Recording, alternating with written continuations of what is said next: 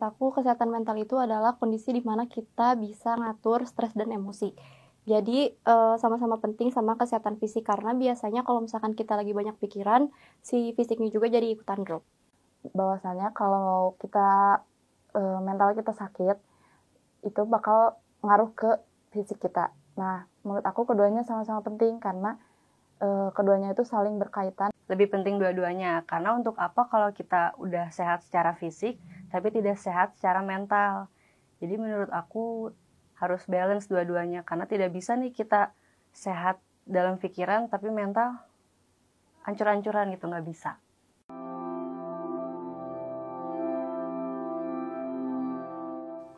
Karena orang-orang masih takut dilabeli sama orang lain, dan malah jadinya membuat orang itu malah makin terganggu gitu, jadinya insecure. Karena kurangnya edukasi sih, banyak yang nganggep kalau masalah mental tuh kurang ibadah ataupun kurang bersyukur gitu. Terus banyak juga stigma-stigma negatif yang bilang ataupun kalau misalnya datang ke psikiater atau ke psikolog tuh dicap gila gitu. Konsultasi ke psikiater karena sekalinya konsultasi ke psikiater mungkin dianggapnya ada sesuatu yang salah atau mungkin sakit, bisa dibilang seperti itu. Makanya mungkin dari jarang sih mungkin.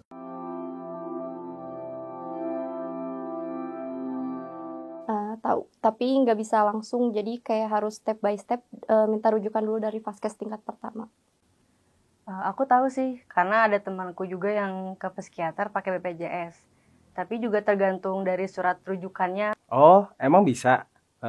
Setahu aku sih, bisanya tuh kayak kalau BPJS tuh berhubungan dengan penyakit-penyakit yang umum gitu, kayak pilek, kayak dokter gigi, kayak jantung yang memang fisik lah gitu, nggak yang jiwa. Aku sih baru tahu ya. Jadi aku sih emang bisa ya.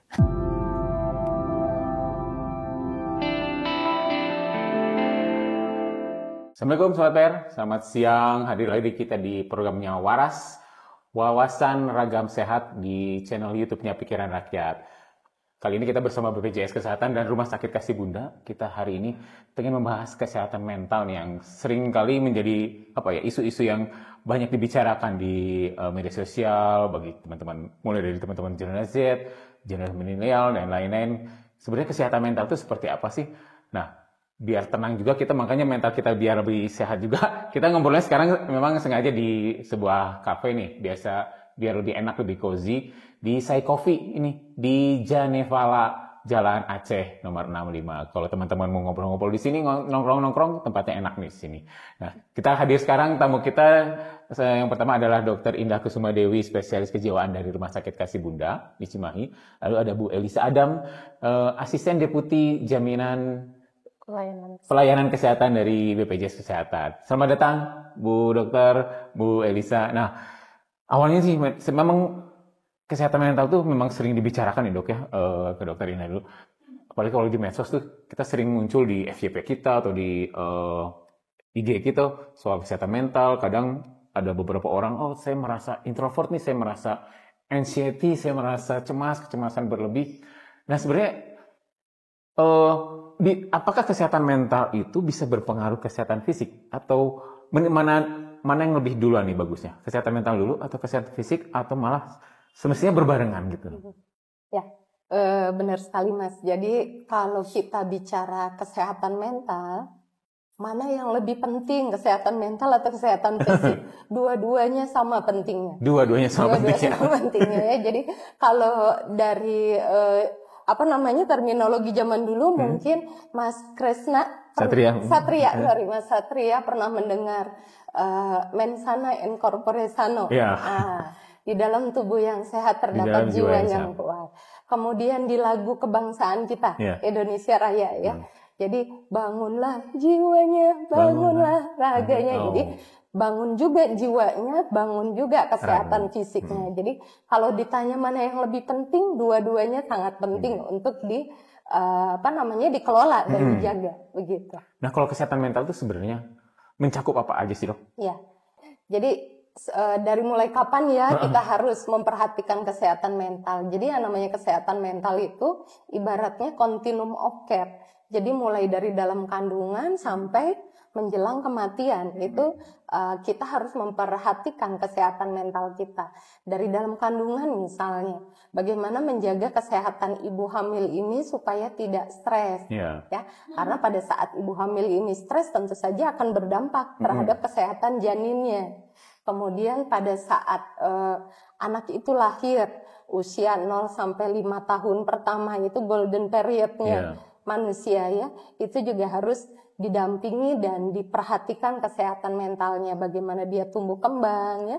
Karena kalau miss aja salah satu tahapan ini akan berdampak pada saat dia mengalami usia remaja bahkan dewasa gitu, yang akan berkelanjutan pada saat dia lansia nantinya. Oh, itu terus berlanjut kayak berlanjut, gitu ya. Sampai menjelang kematian. Bagaimana menghadapi kematian itu supaya ya damai ya. Meninggal itu merupakan sesuatu yang pasti, tapi dalam menghadapi situasi itu diharapkan individu itu juga sudah mempersiapkan kematiannya dengan damai. Gitu. Menyiapkan kematian dengan damai. Itu jadi ingat cerita ya, kasus yang terakhir di ini sih, tapi nanti kita bahas itu ya, karena itu sangat mengganggu kita juga ya di lingkungan sekitar. Dan yang menjadi pertanyaan berikutnya adalah sebenarnya kapan kita tuh harus mulai aware kesehatan mental, terus kapan kita kayaknya sih udah nggak benar deh, kayak saya harus berkonsultasi nih. Tapi konsultasinya apakah harus ke psikolog atau ke psikiater itu memilahnya gimana, Dok? Iya, jadi kapan harus ke layanan kesehatan mental gitu ya. Jadi kalau kita sudah merasa ada sesuatu yang berbeda ya, yang sudah mengganggu nih dalam kehidupan kita sehari-hari. Misalnya kalau dia anak sekolah ya sudah mulai berbeda nih cara dia mengadop materi-materi pelajarannya kok jadi lebih susah konsentrasi misalnya ya, atau pikiran-pikiran negatifnya lebih dominan sehingga dia menarik diri, tadinya mau berinteraksi dengan teman-temannya ini menjauhi teman-temannya misalnya. Kemudian sudah terjadi gangguan fungsi tadi, fungsi pekerjaan atau pendidikan, fungsi perawatan diri ya, yang tadinya pergi keluar bisa berpenampilan rapi sekarang sudah mulai abai. Nah itu dia sudah harus mengenalin ada apa ya dengan diri saya gitu ya. Nah sebenarnya kalau kondisinya masih di tahapan yang ringan, dia bisa datang dulu ke layanan psikologi. Jadi nanti oleh psikolog dia akan dilakukan assessment dan akan diberikan terapi dalam bentuk psikoterapi dulu. Bagaimana nih, misalnya yang tadinya anaknya pencemas atau tidak punya kepercayaan diri gitu ya. Nah, bagaimana membangun self esteemnya tadi. Tapi kalau gangguannya sudah mulai berat, tadi tidak mau sekolah atau mulai muncul nih gangguan yang lebih parah lagi, ada gejala psikotiknya, bentuknya seperti halusinasi ya, ada suara-suara bisikan yang dia dengar sumbernya tidak ada, ya sebaiknya sudah langsung mengakses layanan psikiater gitu. Nah kadang-kala kan si kita sendiri kadang nggak aware ya. Mungkin yang melihat adalah orang sekitar. Nah ketika orang sekitar support sistemnya nggak ada, nah itu kan agak merepotkan juga ya, Dok ya? Ya betul sekali. Jadi kadang-kadang orang dengan gangguan jiwa itu justru merasa terstigma ya, kalau dia mengaku atau dia mengakses layanan kesehatan jiwa. Jadi takut didiskriminasi dari kalangan karyawan saja. Kadang-kadang beberapa pasien saya tuh kalau, Dok hari ini saya nggak masuk kerja, tapi nggak usah dari dokter deh surat sakitnya. Nanti kalau atasan saya tahu saya berobat ke psikiater, saya dikeluarkan. Sakit jiwa gitu ya? Oh, kadang mindset si pimpinannya juga harus paham mestinya ya? Betul sekali. Jadi dari orang-orang terdekat juga harus ikut mensupport ya, harus ikut mengenali. Oh ini nih mulai ada tanda-tanda gangguan ya dalam kesehatan mentalnya. Yang tadinya produktif, kalau ada tugas disposisi cepat dikerjakan, ini mulai menunda-nunda pekerjaan. Yang tadinya di lingkungan sosialnya dia bisa berinteraksi, sekarang sudah tidak bisa berinteraksi. Nah itu orang sekitar sebenarnya bisa mengamati gitu. Perubahan-perubahan itu. Ini teman-teman ini udah kayak gitu belum? Belum kan ya? Masih rajin ya. Nanti kalau ada yang mulai gitu, Bu Dedita harus pahami ya. Jadi itu memang sakit, tapi jangan dibilang gila, jangan dibilang sakit jiwa, karena memang kesehatan mental itu juga penting ya. Betul. Iya. Jadi penasaran, emang kalau di rumah sakit Kasih Bunda banyak nggak sih pasien yang mulai, kan mungkin selama ini dianggap tabu ya kalau kita mau berobat sakit jiwa gitu ke kesehatan mental. Nah, saya pengen tahu dikasih Bunda sendiri sebenarnya tren itu sudah mulai ada nggak bahwa orang-orang mulai aware pas saya datang ke rumah sakit ini untuk konsultasi kesehatan mental gitu. Ya, betul sekali Mas. Jadi sekarang itu memang trennya makin naik ya, terutama semenjak COVID nih. Semenjak COVID makin naik? Semenjak COVID. Kalau dulu yang mengakses layanan kita itu dalam tanda kutip, pasien-pasien yang memang sudah terdiagnosa gangguan jiwa berat. Ya. Oh, yang sudah memang parah gitu yang sudah parah. Jadi mungkin gitu, ya betul, yang schizofren, yang dengan gangguan psikotik lainnya ya, yang tampilannya juga sudah berbeda lah. Nggak usah psikiater atau psikolog, Bapak Ibu yang melihat juga sudah bisa melihat ini gangguan. Kalau dulu seperti itu Mas Satria. Kalau sekarang semenjak COVID itu justru tren yang gangguan mental emosional yang meningkat. Mental emosional. Ya. Mental emosional itu apa aja tahapannya? Sebenarnya sampai ke tahap skizofren kan masih jauh masih jauh ya. Jadi yang mengalami kecemasan berlebih ya, atau anxiety lah bahasa sekarang ya. Anxiety. Depresi, gangguan tidur gitu, itu sudah mulai banyak yang mengakses layanan kesehatan mental. Atau sebelumnya dia sudah berobat nih ke dokter fisik ya, dokter penyakit dalam misalnya dengan keluhan lambung, sakit mah yang nggak sembuh-sembuh gitu. Nah, nanti sama dokter penyakit dalamnya juga akan dikonsultasikan ke psikiatri. Gitu ya? Karena secara biologis, betul. Karena dokter penyakit dalamnya kan sudah mengobati nih gangguan lambungnya, tapi kok hilang timbul terus. Pada saat digali lebih lanjut, ternyata penyebab lambungnya ini adalah salah satunya stres. Nah, itu jadi biasanya kita juga sering mendapatkan rujukan dari dokter-dokter spesialis yang malah lain. Gitu ya, dari spesialis yang kesehatan fisik dirujuk ke kesehatan mental. Ternyata sumbernya adalah dari mentalnya gitu ya. Betul. Oh, ternyata berpengaruh. Nah, sekarang itu trennya naik ya, Dok ya. Itu tuh si usia rentang umurnya dari berapa sampai berapa, Dok? Kalau bicara rentang usia sebenarnya kalau data di Indonesia sendiri ya memang belum ada gambaran yang pastinya. Tapi kalau yang ke rumah sakit Bunda gitu dari usia 9 tahun bahkan itu kalau yang udah gangguan jiwa berat waktu itu 9 tahun. 9 tahun? Ada yang usianya lebih kecil lagi. Jadi usia 6 atau 7 tahun. Jadi dikonsulkan dari sekolah karena dia pada saat di sekolah itu tidak bisa mengikuti proses belajar. Sering mengganggu teman-temannya yang lain gitu ya. Tampak lebih hiperaktif. Nah, itu akhirnya oleh guru BP sekolahnya dikonsulkan juga untuk diperiksa dulu oleh psikiater gitu. Dan ternyata kenapa itu si anak itu? Ya, ternyata ya memang ada sesuatu juga ya. Contohnya misalnya ada gangguan hiperaktif gitu ya. Atau anak ini sering bolos sekolah nih. Sering tawuran, sering membantah kalau di sekolah gitu ya. Nah, itu oleh guru BP-nya juga dikonsulkan ke psikiatri, ternyata memang ada gangguan perilaku menentang. Jadi kalau bicara diagnosa banyak Mas Satria, gangguan mental ini ya, mulai dari usia anak-anak sampai usia lansia. Nah, ini kita melihat tadi rumah sakit Riksi Bunda aja banyak. Saya pengen tahu kalau secara Jawa Barat nih, Bu Elisa, itu memang trennya makin meningkat nggak? Apakah yang sudah ODGJ, yang skizofren, atau mungkin yang tadi kecemasan berlebih, yang berkonsultasi di Vaskes untuk kejiwaan, apa memang makin meningkat juga secara regional Jawa Barat? Ya, jadi kalau berdasarkan data layanan khususnya kesehatan mental ya di rumah sakit atau di klinik utama jiwa, itu memang setiap tahunnya trennya meningkat. Di tahun 2022 kurang lebih ada 51.000 kasus jiwa. 51.000? Iya. Nah, di 2023 ini tahun-tahun COVID ya, masih COVID ya. Pasca COVID ya.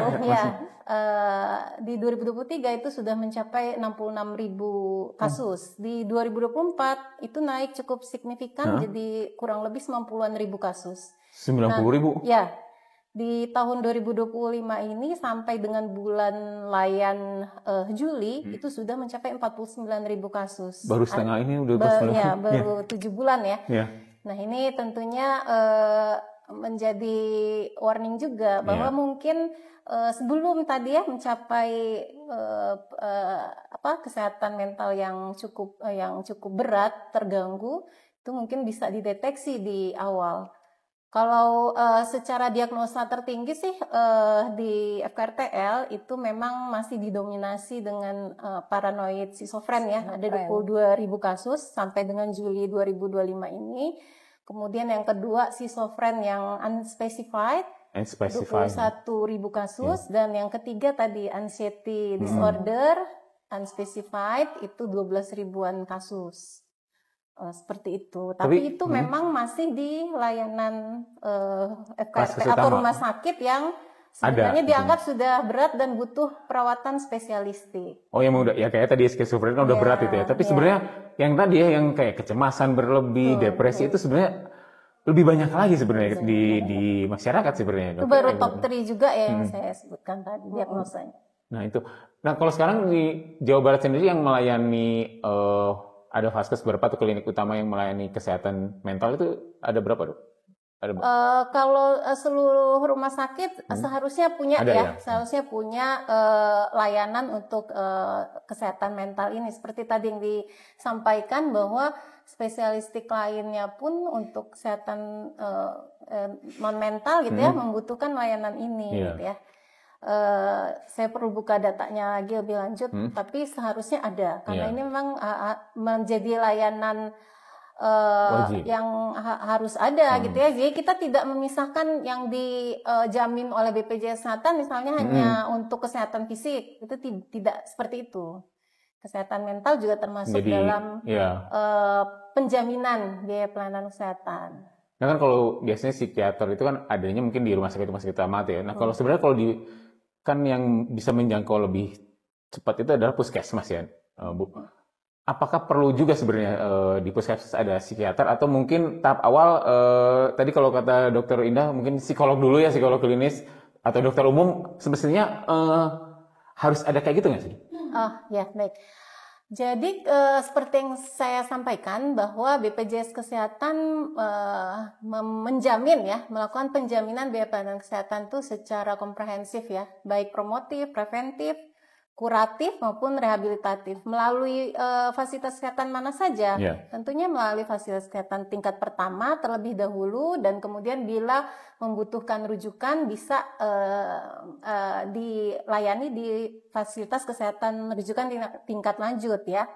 Nah, di tingkat pertama sebenarnya secara peraturan perundang-undangan lingkup layanan yang dijamin oleh BPJS Kesehatan sebenarnya termasuk layanan kesehatan mental ini. Ya. Nah, ada seperti itu. Iya, dan sebenarnya pemerintah mendukung itu ya di peraturan Menteri Kesehatan nomor 19 yang terbaru terkait penyelenggaraan puskesmas itu memang disebutkan bahwa tenaga kesehatan yang harus ada di puskesmas itu salah satunya adalah psikolog klinis. Psikolog klinis. Ya, dan ini bisa diadakan oleh pemerintah setempat secara bertahap memang. Nah, memang kita harus apresiasi juga dari pemerintah provinsi ini tahun berjalan ini cukup intensif ya, cukup memberikan perhatian terkait layanan kesehatan mental. Terutama untuk pengadaan psikolog klinis ini. Oh, di puskesmas itu. Oh, sudah mulai di tahun. Karena sebenarnya psikolog klinis ini dia bisa melakukan diagnosa sebenarnya juga diagnosa, kemudian konseling, terapi sesuai dengan kewenangan sebagai psikolog klinis. Ya memang perbedaannya dengan psikiater tadi ya bahwa psikolog klinis cukup sampai di konseling terapi yang non farmasi ya, tidak memberikan pengobatan. Di satu sisi pun dokter layanan umum sebenarnya memiliki level kompetensi yang bisa untuk mengidentifikasi diagnosa awal ya terhadap kesehatan mental ini dan juga melakukan tata laksana baik farmasi maupun non farmasi, melakukan edukasi juga bisa. Dan tentunya kalau menurut asesmen dokter di layanan primer ini butuh rujukan ke spesialistik, maka dia bisa melakukan rujukan. Tapi itu tadi layanan di tingkat primer akan sangat bergantung pada ketersediaan tadi psikolog klinisnya, kemampuan dokter umum, kompetensi dokter umumnya, kemudian tadi ketersediaan obat-obatan di situ untuk tata laksana awal tadi.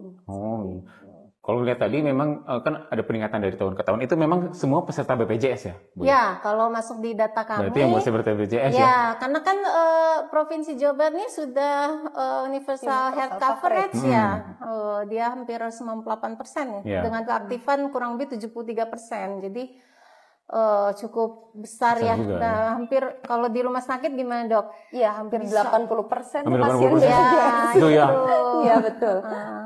Tadi ada sebenarnya sudah ada perhatian juga dari Pak KDM ya soal patologi klinis tadi ya sebenarnya. Tinggal pelaksanaannya mungkin ya. Terima kasih Pak KDM sudah aware sama kesehatan mental masyarakat Jawa Barat. Nah, saya juga penasaran juga ke Dokter Indah tadi ya. Kan rentang umurnya dari 6, tadi ada 7 tahun, terus 9 tahun, terus ada remaja, karyawan dan lain-lain. Yang sudah mulai mau menyakiti diri sendiri itu ada nggak, Dok? Banyak sekarang. Ya, jadi ada kecenderungan untuk menyakiti diri sendiri.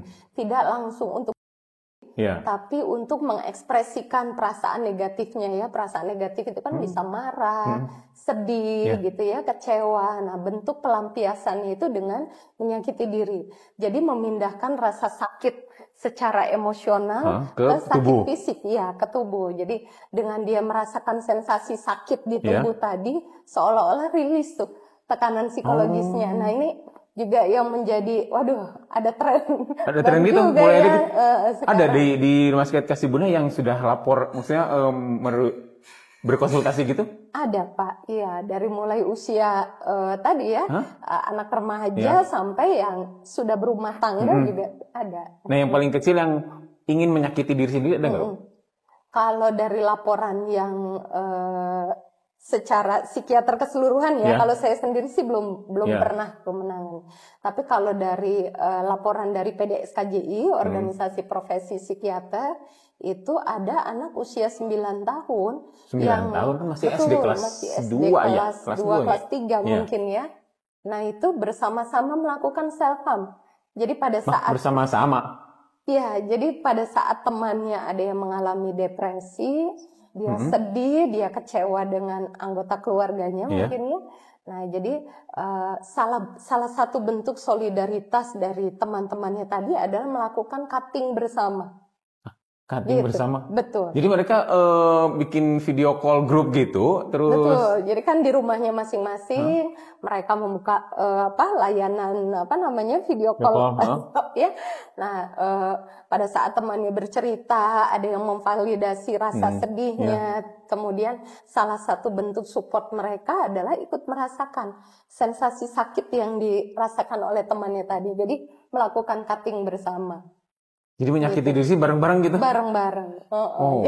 Ada yang pakai gitu. jarum pentul, ada yang pakai ujung pensil yang lancip, ya, ada yang pakai penggaris gitu, sampai memang betul-betul dirasakan sakit. Gitu. Nah, itu ketahuannya gimana, Dok?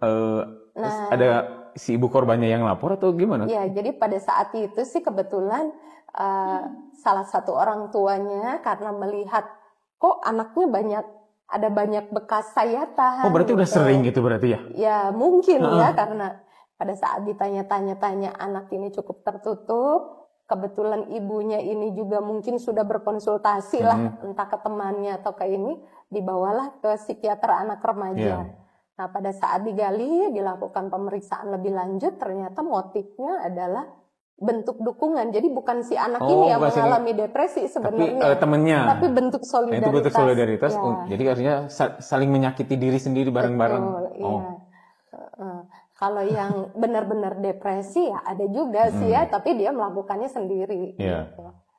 Nah, kalau untuk ada nggak mahasiswa gitu? Atau kalau karyawan tadi ada ya, yang mahasiswa atau dia udah stres terus ingin menyakiti diri sendiri, atau saya pengen tahu frame sebenarnya apakah semudah itu orang melakukan bullying? Kalau kita ngelihat kejadian yang terakhir ada seorang ibu yang, mohon maaf audiens, melakukan bullying, tapi sebelumnya ada membunuh anaknya gitu ya.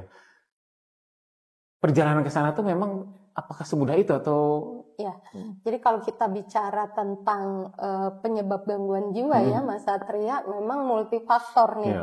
Jadi pertama mungkin ada genetiknya ya, kita tidak tahu nih kasus yang terbaru latar belakangnya seperti apa, tapi kalau secara umum penyebab upaya sendiri ya bisa dibahas dari sisi genetiknya. Mungkin ada salah satu anggota keluarganya yang memiliki kerentanan juga secara psikologi. Kemudian dari kelainan anatominya di otaknya juga terjadi perubahan. Ya. Jadi ada penurunan neurotransmitter yang drastis gitu ya. Kemudian tekanan sosial. Nah, tekanan sosial ini mungkin yang menjadi faktor paling banyak ya sekarang di masyarakat, menjadi salah satu penyebab seseorang melakukan upaya. Dan pada prinsipnya sih sebenarnya orang yang mau melakukan itu tidak betul-betul ingin mati sebenarnya. Kalau seandainya ada orang lain yang bisa membantu, memberikan solusi atau mencarikan dulu jalan keluar sementara, mungkin bisa menjadi pencegah untuk melakukan. Tapi karena seseorang tadi sudah mungkin sudah tidak punya cara lain ya untuk mengatasi permasalahannya, akhirnya dia mencari jalan yang lebih singkat tadi gitu. Nah, padahal di dalam batinnya sih terjadi pergolakan dulu sebenarnya. Jadi mereka mungkin melakukan ini dulu, riset dulu gitu atau gimana? Atau... Ya, jadi bermacam-macam. Ada yang memang ada yang kasus kayak gitu, Dok. Motifnya betul. Ada yang motifnya sebelum dia melakukan, dia sudah searching tuh di YouTube-nya. Jadi kalau kita lihat history YouTube-nya, dia cari dalil-dalil. Kalau secara spiritual ya, atau religi, dia mencari dalil-dalil. Kalau diri itu dosa atau tidak, bagaimana nanti kehidupan di sana setelah kematian ya. Kemudian dia juga mempelajari cara-cara untuk melakukan sesuai dengan akses yang bisa dia miliki misalnya. Menurut dia yang paling mudah dengan cara apa gitu ya. Dia belajar membuat simpul tali, atau dia mulai mencari di mana menjual obat-obat kimia gitu. Ada yang udah kayak gitu ya, mereka ada yang sudah mempelajari dulu ininya. Jadi rencana-rencana itu sudah mereka persiapkan gitu. Jadi yang penting akhirnya memang si support sistemnya ya bisa mendeteksi itu atau enggak gitu ya. Seharusnya ya, kalau misalnya tadi masyarakat awam juga dibekali tanda-tanda yang harus diwaspadai ini, kalau misalnya seseorang akan melakukan tindakan-tindakan menyakiti diri, itu ya mudah-mudahan sih bisa dicegah. Kecuali yang tadi Mas Satria, jadi ada juga gangguan kejiwaan yang berdampak itu disebabkan karena gejala psikotiknya. Jadi ketidakmampuan seseorang itu untuk membedakan mana yang realita dan mana yang fantasi. Jadi kalau orang anak sekarang mah kenalnya halu gitu. Halu. Jadi dia mengalami halusinasi. Jadi halusinasinya itulah yang memerintahkan dia untuk melakukan. Jadi isi suara halusinasinya yang mengatakan dia tidak berguna, dia tidak bisa melakukan apapun, pokoknya yang negatif-negatif tentang dia, dan menyuruh untuk melakukan bunuh diri. Nah itu yang kadang-kadang suka kita miss, tidak tertangkap tuh, karena kita tidak bisa mendengar suara halusinasinya. Nah menarik juga nih, karena tadi kata Bu Elisa juga ada perhatian khusus dari Pak Gubernur Kadeng ini terhadap soal kesehatan mental ya Bu ya. Nah Bu, apakah penting edukasi kesehatan mental ya ke masyarakat gitu? Mungkin bagi teman-teman di BPJS Kesehatan ini udah punya program juga mungkin ya untuk mengedukasi soal kesehatan mental bagi masyarakat gitu. Ya, sebenarnya menurut kami itu sangat penting ya edukasi terhadap kesehatan mental. Kalau BPJS Kesehatan sendiri seperti yang saya sampaikan tadi, kan ada layanan yang diberikan, jaminan layanan kesehatan yang BPJS Kesehatan berikan itu termasuk layanan promotif preventif. Promotif tadi ya. Nah, ini promotif preventif ini akan sangat efektif ya melalui kegiatan edukasi. Kemarin juga kita sudah mengadakan pertemuan nih dengan pemerintah provinsi, Biro Kesra, kemudian dengan Ikatan Psikologi klinis untuk membicarakan bagaimana sih program-program edukasi yang dapat jadikan bagian dari layanan di puskesmas. Oh, udah mulai ya, Sudah ini. Sudah mulai. Jadi dan bagaimana pembiayaannya tentunya ya. Tapi memang berdasarkan peraturan Menteri Kesehatan bahwa itu termasuk dalam cakupan atau lingkup pelayanan yang harus diberikan di tataran layanan primer. Dalam hal ini puskesmas atau klinik pratama. Itu pertama. Yang kedua juga pemerintah provinsi selain mendorong pengadaan tadi psikolog klinis untuk di puskesmas-puskesmas, juga mendorong adanya community based mental health care. Jadi mental health care. Ini akan sangat mendorong masyarakat untuk mandiri tadi ya. Untuk tadi mungkin awareness-nya bisa lebih tinggi terhadap gangguan-gangguan untuk kesehatan mental. Kemudian kalaupun sudah ada gangguan bisa cepat untuk dilakukan tindak lanjut ke fasilitas kesehatan, atau bahkan mungkin edukasi-edukasi yang bisa mereka lakukan sendiri. Jadi di keluarganya sendiri bagaimana mendukung gitu ya, support system di keluarga untuk mendukung penderita dari kesehatan mental ini. Jadi masyarakat juga harus diberdayakan. Nah, ini juga didorong oleh pemerintah provinsi itu. Kayak yang Bu Indah, dokter, ada apa? Kan mau ada ruang empati itu gimana, dok, cerita itu? Jadi kalau saya sendiri kebetulan menjadi salah satu bagian tadi dari ruang empati. Jadi ruang empati itu kumpulan dari psikolog, kemudian ada juga yang bergerak di bidang psikiatri, ada juga yang mahasiswa kedokteran. Jadi community based tadi yang kata Ibu Elisa ya sebenarnya. Jadi, betul. Jadi kami salah satunya mendorong community based tersebut ya, Dok. Iya, jadi kami yang istilahnya memberikan layanan tadi ya, edukasi, konseling gitu, dan kebetulan sekretariat dari ruang empati itu sendiri adalah di Biro Kesra, Bu. Ya, jadi kami bagian dari tim TKKJM Provinsi Jawa Barat. TKKJM itu apa, Bu? Tim terpadu kesehatan jiwa dan gitulah pokoknya. Oh gitu. Ada di Biro Kesra berarti. Ada di Biro Kesra Pemprov Jabar. Jadi memang kegiatannya seperti itu ya, dan penting untuk tadi sih sebenarnya mengedukasi masyarakat supaya aware bahwa ada orang-orang di lingkungan sekitar yang sebenarnya secara kesehatan mental sudah mulai terganggu gitu ya.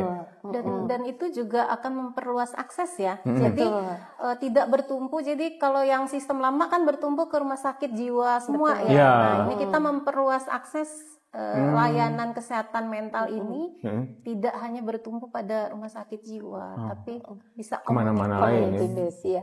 Jadi memang kolaborasi ya Bu ya, dengan pemerintah, lembaga swasta, karena ya namanya kesehatan mental itu bukan tanggung jawab rumah sakit, bukan tanggung jawab BPJS itu saja ya, tapi semua lini masyarakat ikut terlibat dalam menjaga kesehatan mental. Karena yang paling tahu anak kita, saudara kita, ya kita sendiri ya sebenarnya kalau sebagai support system ya. Betul. Menarik juga sih. Ya, memang kita jarang memperhatikan itu sih ya, karena beberapa kali juga seringnya tuh. Nah ini saya self diagnose itu kan sekarang banyaknya self diagnose itu sebenarnya berbahaya atau enggak sih? Atau malah itu sebenarnya pintu masuk seseorang untuk mendiagnos dirinya sendiri. Oh saya udah mulai nggak bener nih, baru dia akhirnya mau konsultasi ke rumah sakit itu. Ya.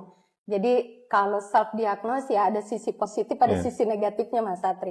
Jadi kalau dari sisi positifnya berarti dia mulai lebih aware ya terhadap kesehatan mentalnya. Tapi sisi negatifnya dengan tadi ya banyak membuka medsos barangkali ya, kemudian dia menginternalisasi keluhan-keluhan yang ada di media sosial tadi, seolah-olah dia yang mengalaminya, justru menyebabkan kecemasannya jadi semakin berlebih. Iya.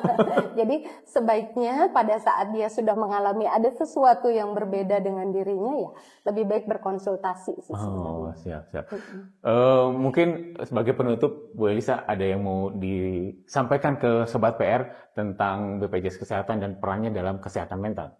Ya, jadi BPJS Kesehatan sendiri memang memberikan jaminan terhadap pembiayaan layanan kesehatan, itu baik di tingkat pertama maupun di tingkat lanjutan.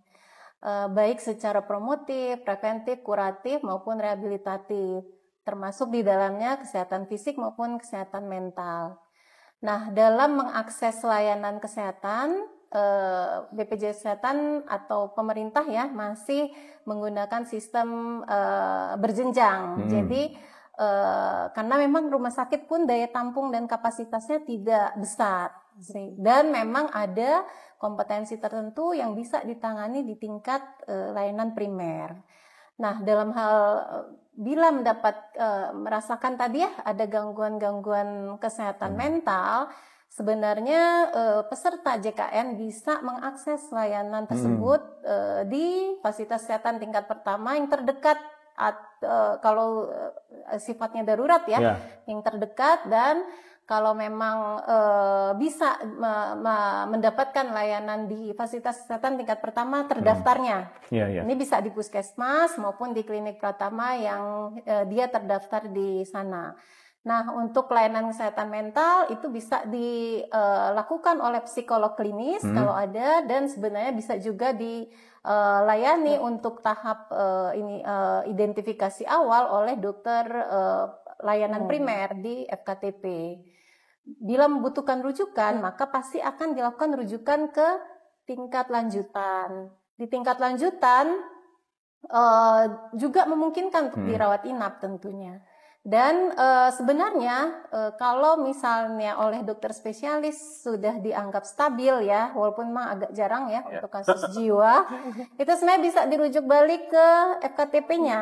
Yang penting pertama adalah stabil ya, menurut asesmen dokter spesialis atau psikiater di FKRTL. Kemudian yang kedua tentunya obatnya tersedia, obat program rujuk baliknya itu tersedia di tingkat pertama. Jadi jangan ragu itu.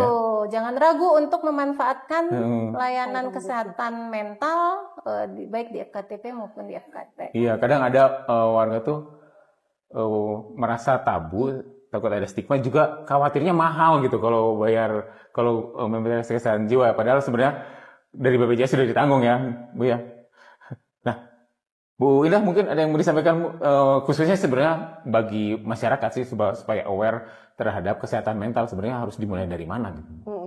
Ya, jadi prinsipnya sih menjaga kesehatan mental itu sama dengan menjaga kesehatan fisik. Jadi mulai dari diri kita dulu, ya. Bagaimana kita harus terus belajar beradaptasi terhadap situasi yang ada, karena ya namanya kehidupan kan pasti ada aja ya, Satria ya, kendalanya, kesulitannya. Nah, bagaimana kita menyiapkan diri kita itu untuk terus bisa beradaptasi. Kemudian jangan ragu untuk mencari pertolongan. Jangan ragu untuk mencari pertolongan. Betul. Jadi pada saat kita menstigma diri kita sendiri, aduh aku mengalami gangguan mental ya, dan dia ragu untuk mengakses pelayanan kesehatan, nah sebenarnya di situ sudah terjadi periode antara mulai gejala sampai mendapatkan pengobatan. Nah, disitulah sebenarnya perkembangan penyakit itu sudah lebih berat sebenarnya. Nah, jadi begitu dia sudah merasa ada sesuatu yang tidak nyaman dengan dirinya, jangan ragu untuk mengakses pelayanan kesehatan mulai dari tingkat pertama sampai ke tingkat lanjutan. Dan yang penting juga tadi edukasi juga kepada lingkungan sekitar juga ya, Dok ya. Bagaimana bisa mendeteksi ini mulai harus diperiksa atau enggak gitu ya. Terima kasih banyak ini Dokter Indah, Bu Elisa atas waktunya. Nah gitu teman-teman Sobat PR, jangan ragu untuk memisahkan diri. Kesehatan mental itu penting, tidak hanya kesehatan fisik, karena kadang-kala kesehatan mental juga berpengaruh kepada kesehatan fisik. Assalamualaikum warahmatullahi wabarakatuh. Tonton terus kita di Waras.